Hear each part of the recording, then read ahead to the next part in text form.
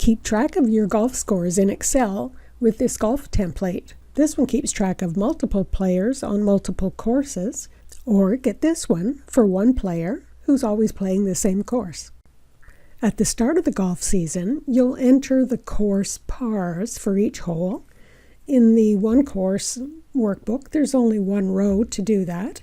And for the multiplayer, multi-course workbook, you can list as many courses as you need and put the pars in for each hole for each of those courses. In the multiplayer book, you're also going to create a list of players. Just make sure there's only one unique version of each name. So we have 2 Joes, so we used last initials.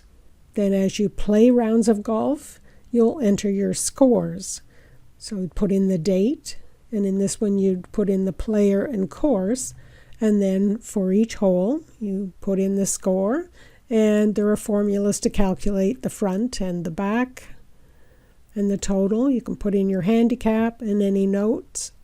And then on the summary sheet, in this one, you can select a player and a course and see how things went over the season for that player and course.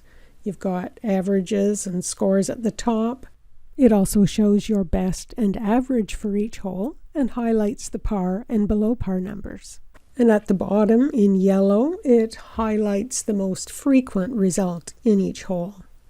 And also in this one, there is a pivot table that summarizes the results, and it has a slicer so you can see one player and print their results or select a few and see how things are going for everyone during the golf season.